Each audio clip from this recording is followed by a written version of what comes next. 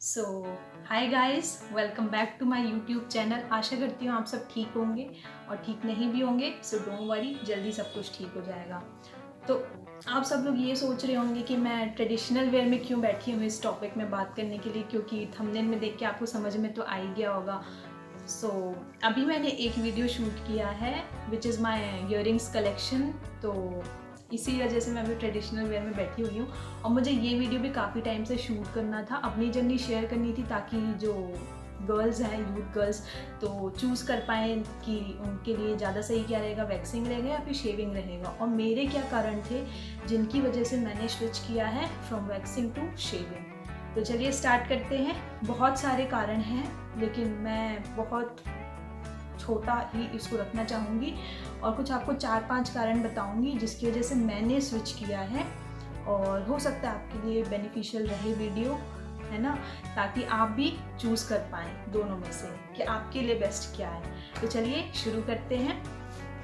सो पहला मेरा कारण ये है कि टाइम का बहुत इशू होता था। जैसे कल कोई फंक्शन है ना, और आज शाम को आपको पता चले कि आपको फंक्शन में जाना है और फिर आप इतने कम समय में कब पार्लर जाएंगे, वहाँ जाके एक लंबी सी लाइन होगी जिसके लिए आपको वेट करना पड़ेगा अपनी टर्न का आने का। उसके बाद भी फिर काफ़ी टाइम कंज्यूमिंग प्रोसेस रहती है विच इज़ वैक्सिंग। तो एक पहला जो सबसे बड़ा कारण था विच इज़ टाइम, कि टाइम नहीं होता था और कई बार फिर बिना वैक्सीन के ही आपको ऐसे ही मूव आउट करना पड़ता था। तो मेरे लिए ये बहुत ही ज़्यादा बहुत बड़ा कारण रहा है जिसकी वजह से मैंने स्विच किया है। और दूसरा सबसे बड़ा कारण ये रहेगा कि वैक्सिंग थोड़ा सा एक्सपेंसिव होता है, थोड़ा सा कि थोड़ा ज़्यादा ही एक्सपेंसिव होता है as compared to shaving. Because waxing अगर आप फुल बॉडी वैक्स करा रहे हैं तो आप 1000 से ज़्यादा ही समझें। और मुझे ऐसा कोई ड्रॉबैक नहीं समझ में आता है कि कंपेयर करने में कि अगर आप वैक्सिंग करा रहे हैं तो आपको ज़्यादा बेटर क्यों फील होगा या फिर शेविंग करेंगे तो क्यों बेटर फील होगा। दोनों ही इक्वली हैं। और ऐसे काफ़ी ज़्यादा पार्लर्स, उनको तो पार्लर्स चलाने हैं तो पार्लर वाले तो कहते ही हैं कि आप वैक्सिंग करिए, शेविंग से आपके बाल हार्ड आते हैं या फिर ये।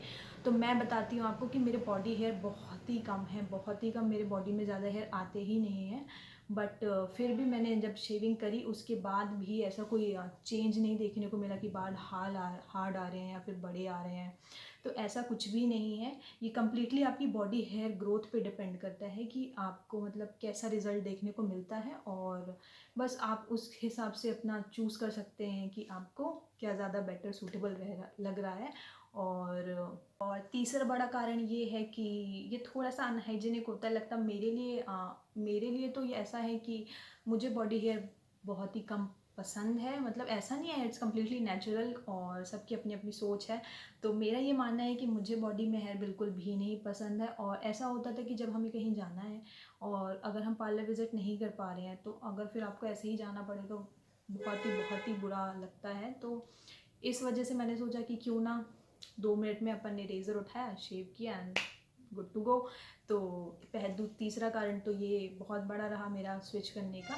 और मेरे को तो ये थे मेरे कुछ खास कारण जिसके कारण से मैंने स्विच किया फ्रॉम वैक्सिंग टू शेविंग। और इसीलिए मैंने आपके साथ ये वीडियो शेयर किया ताकि आप सही से फैसला ले पाएँ कि आपको क्या चूज़ करना चाहिए वैक्सिंग और शेविंग के बीच में। और ये मेरा पर्सनल एक्सपीरियंस था। और सेकेंड थिंग कि है ना, we need to love ourselves, और ज़रूरी नहीं है कि आपको वैक्सिंग या शेविंग करनी ही है, कुछ भी करना ही है।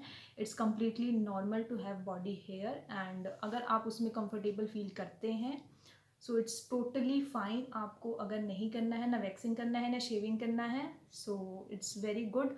और मैंने तो खुद अभी आई गेस 22 एज के बाद ही वैक्सिंग या फिर शेविंग स्टार्ट करी है। और इसीलिए मैं आपको भी सजेस्ट करूँगी कि कम्प्लीटली आपका वो है ओपिनियन कि आपको बॉडी हेयर चाहिए या नहीं चाहिए है। I love all of you guys, और जल्दी मुलाकात करेंगे अगले वीडियो में। सो मिलते हैं।